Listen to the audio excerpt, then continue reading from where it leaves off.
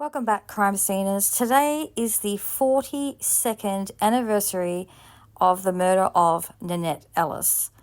Nanette Ellis has now been gone for more years than she was alive. This is the video I've been promising for a while. Everything we now know about the murder of Nanette Ellis and what was going on in her life around the time this evil monster took her away. I'm going to try to stay away from speculation and just state the facts as we currently know them. There will be a little speculation around how she was murdered because we can't possibly know exactly how it happened. But the rest of it I'll try to stick with what we know or highly think to be true. And I'll also try to say how we know it or why we think it. I also won't question what I'm saying. I'll save that for the next video because there is still a ton of questions. When I first started looking into this, I knew that Nanette Ellis had been stabbed to death in her home. I knew she was divorced and raising two sons on her own. I knew she worked at the Free Press newspaper, and I knew she lived in Boronia. And that's pretty much it. As you'll see, we've actually found out quite a lot since then. Not as much as we need, but I think it's a good start.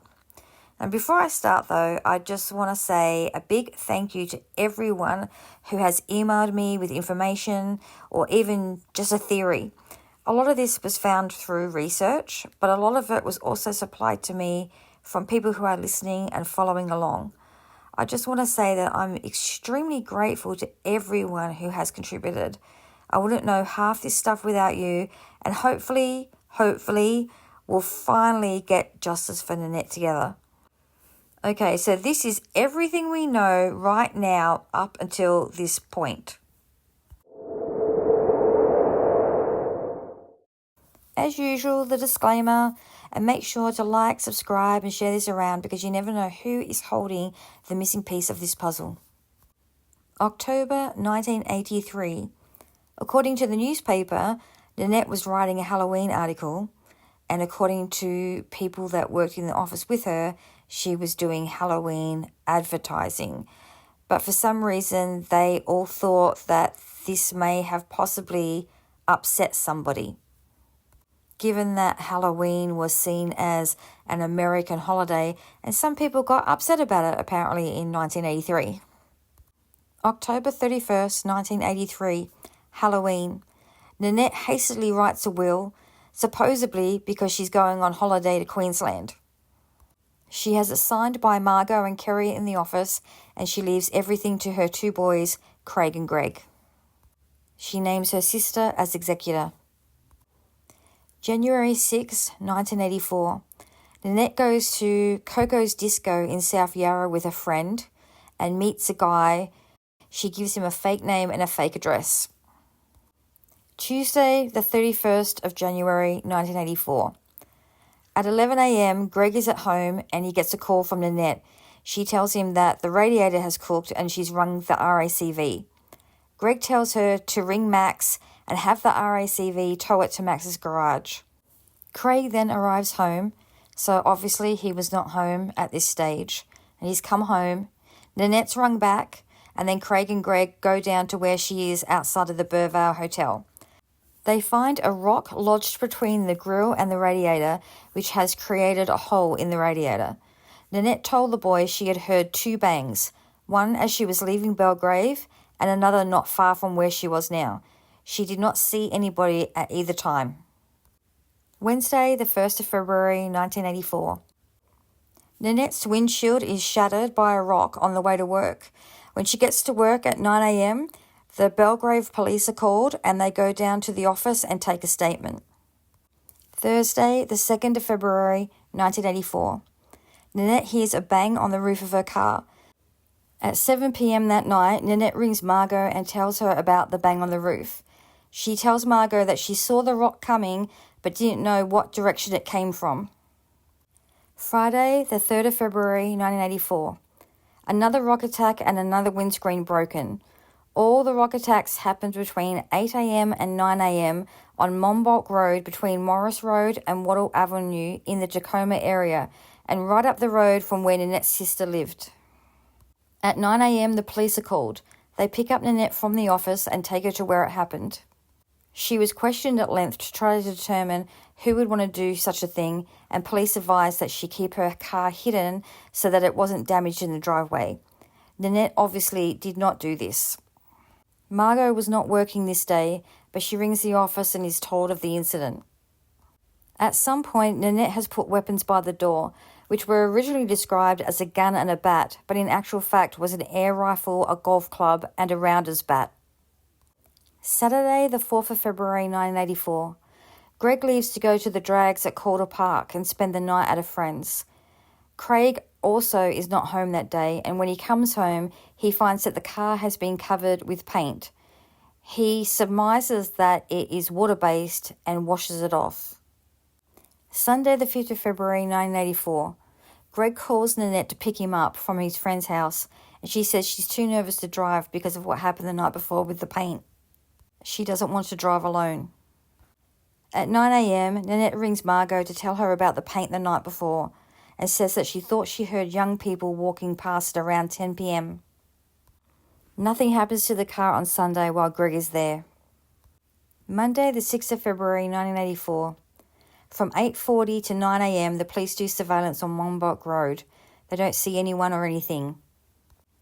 Shortly after 9 a.m, Nanette and Craig go to the Belgrave Police to report the paint from Saturday night. They'd also reported it to Ferntree Gully because Ferntree Gully cover her home and Belgrave cover her work. Belgrave Police ring Ferntree Gully Police to request that they keep an eye out every time they go past her house. Margot states that Nanette seemed bright and happy at work because nothing had happened on the Sunday. Greg goes to his friend's house. At 9:35 p.m, Greg arrives home but did not notice if the car was damaged. He went inside and spoke to Nanette about all the vandalism that had been happening. 15 minutes later, at approximately 9:50, Craig comes home and says that the car has been damaged. All 4 tyres have been slashed, the aerial has been bent, the windscreen wipers are bent, and the number plate was ripped right through the screws. Craig says that Nanette said that she didn't hear anything because she was listening to music with her headphones. This means that the car had to be vandalised before Greg got home at 9:35 and he just didn't notice, or it happened in the 15 minutes between the time Greg got home and the time Craig got home. I have to think it was in the 15 minutes because Craig said he could hear hissing in one of the tyres, like it had just been done, and if he heard it, why didn't Greg hear it or see the damage since Craig noticed it? Even Craig said in the podcast that they wouldn't have had been gone long, so that says to me the vandalism happened in the 15 minutes between Greg arriving home and Craig arriving home.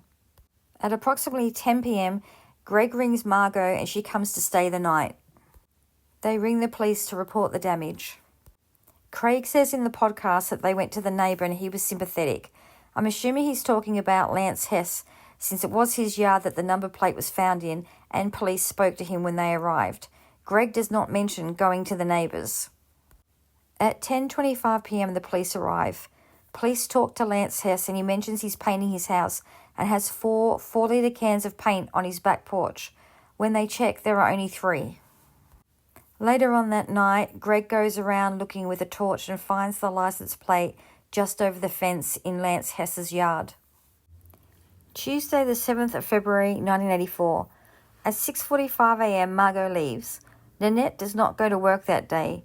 Craig said in the podcast that he had told her the next day to stay inside and lock the doors, so maybe this is why she stayed home.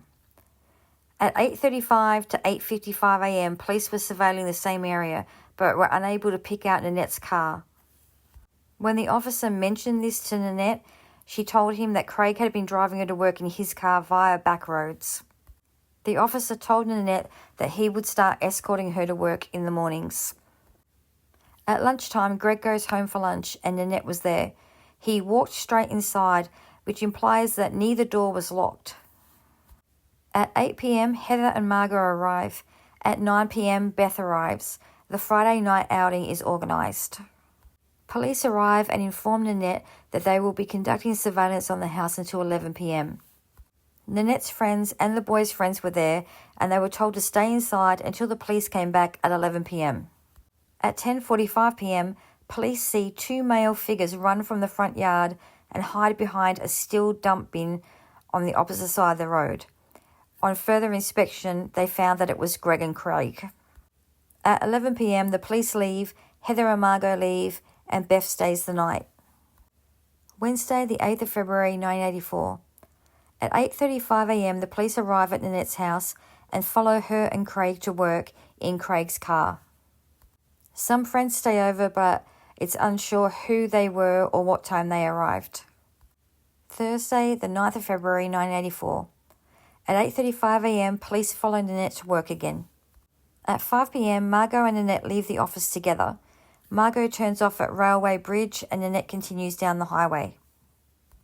Craig and Nanette go for a drive in her car with the new tyres on and get barbecue chicken for dinner.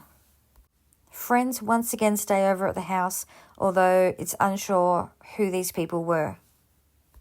Friday, the 10th of February, 1984.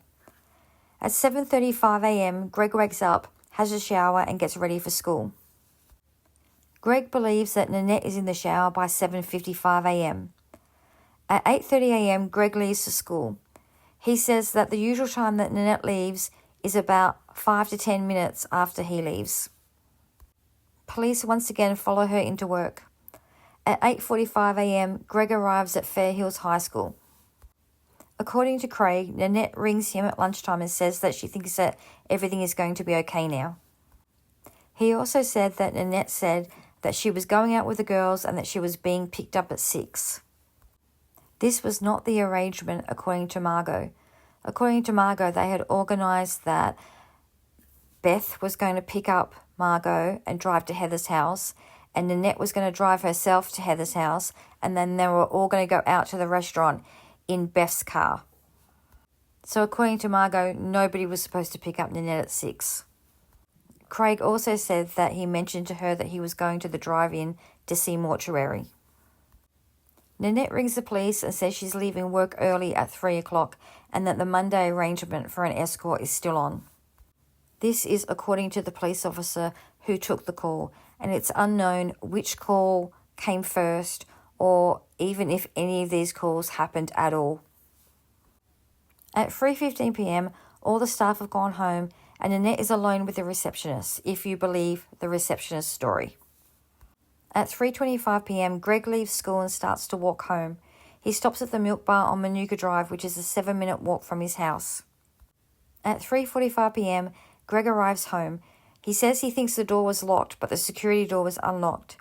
He gets changed, puts a tape on in the lounge room, goes into the kitchen, and remembers that he sees Craig's car out on the front lawn.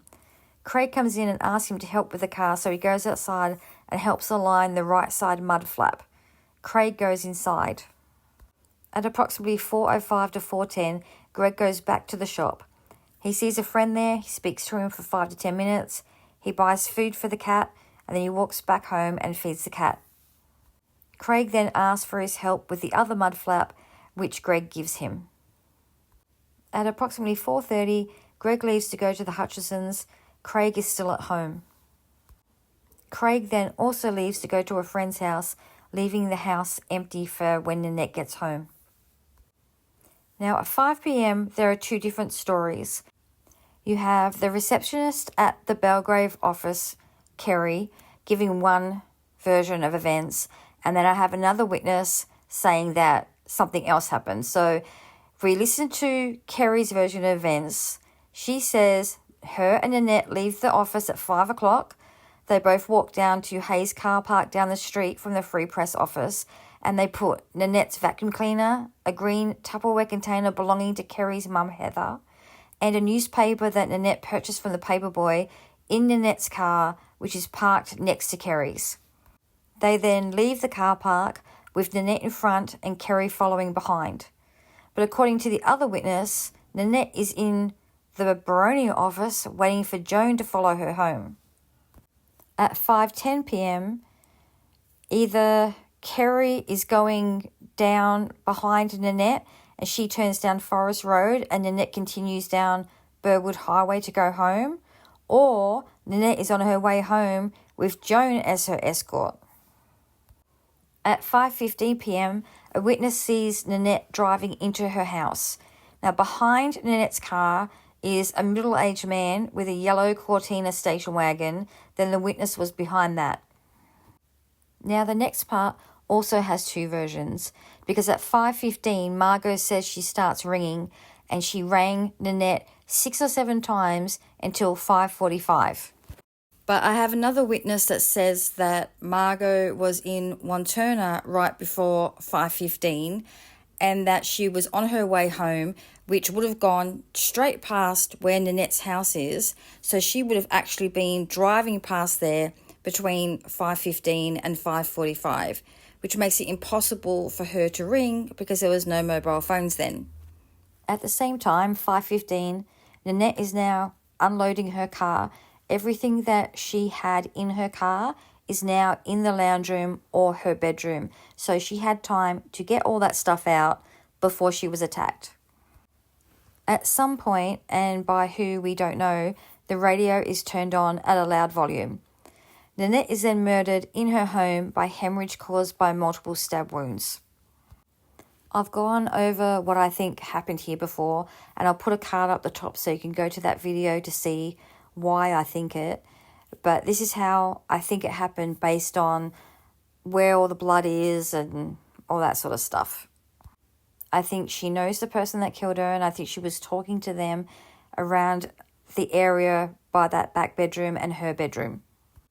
She may have had the pantyhose packet in her hand, and she may have put it down on the bedside table as she was talking to somebody in that back bedroom. But as we've also talked about in a previous video, that pantyhose packet could have been used for something else as well. But I think that she's turned around to go and get changed, and he shoved her from behind. She's gone down. She's kicked a hole in her bedroom door while she's trying to turn over and fight off her attacker. She sustained severe damage to her hand, as well as being covered in defensive wounds. He's got her in the forehead and stabbed her in the head so hard that a part of her skull has broken off and lodged in her meninges. She's sprayed blood from her hand all over the wall. I think the stab to the head stopped her for a bit, and the killer might have thought she was dead. I think he's gone to the kitchen, probably wondering what to do next, and that would explain the blood in the kitchen. He has maybe put another knife next to the blood to make it seem like it was that knife that was used, even though we know that it wasn't. I think then she has gotten up to try to leave the house, and she's gone down the hallway. At that time, he's come back, and then she's taken off through the laundry. I think he's chased her, slashing her as she's running, and then she's been stopped by the locked back door and has been stabbed in the neck. And then she's managed to unlock the door and tried to run down the ramp, but he's pulled her back, bringing down the clothes horse on top of her. And she's tried to get up again, and he stabbed her behind the ear. This is finally too much, and she's died. That part is all speculation, of course. That's what I think happened based on where all the blood is and, yeah, all the spatter and stuff like that. So she's got dog hair in one hand and her own hair in the other hand. The killer has gone back inside and gone back into that back bedroom. There is a blood smear on the inside of the wardrobe where all the coat hangers are hanging up there with no clothes. So I'm assuming that he has grabbed some clothes to wear on the way out. There was apparently also the print of a knife in blood on the carpet right in front of the wardrobe. So he's probably dropped it there while he's getting the clothes. And then he's picked the knife back up, he's run out the front door, he's gotten into his car that was in the driveway and driven off to dispose of the knife, which was probably Craig's chef knife, which we know is missing. At 6 p.m, Greg returns home via the street. He sees a man and a woman opposite his house. He saw Nanette's car in its usual place, and the screen door is closed but unlocked. He says he knows the door was unlocked because he didn't have to get his keys out. He calls out to Nanette, but there's no answer. He goes into the kitchen to see if dinner was started, but nothing's there.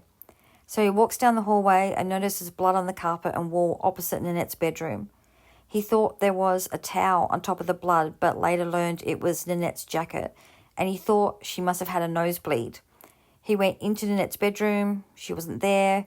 The radio was on loud, but he didn't think that was strange because Nanette was a bit deaf in one ear. He leaves the bedroom and notices blood was going into the laundry. So he's gone into the laundry, only took a couple steps in, but he's seen her lying on the back porch with her eyes open. He said he also saw some blood on the washing machine as well and thought she must be dead. Now, he lets out a scream. The neighbour across the road verifies this, heard his scream, and he runs to the Hutchinsons. As he's running to the Hutchinsons, he saw the same man and woman on the opposite side of the road, level with the Hutchinsons' house.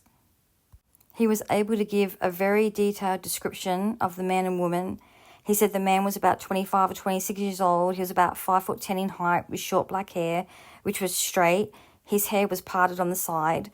He was average build. He was wearing a suit, but Greg doesn't think he had a tie on, and he had his jacket slung over his shoulder. The lady was a bit taller than the man. She was blonde, about shoulder-length hair.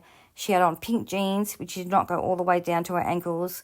She had a medium-sized build and seemed to be about 23 years old.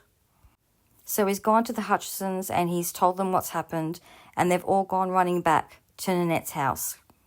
On the way back, they pass another man who Greg was also able to give a very good description of. He said the guy was about 50 years old, about 5'10", solid build, greying hair, which was fairly short. He was wearing glasses. He also was wearing a white shirt with stripes and slacks. And he also noticed that he had a large nose that had holes in it, like a drunk's nose. He seemed to be very calm, and Greg said that he would recognise him again. So back at the house, Ron Hutchinson has gone to check on Nanette.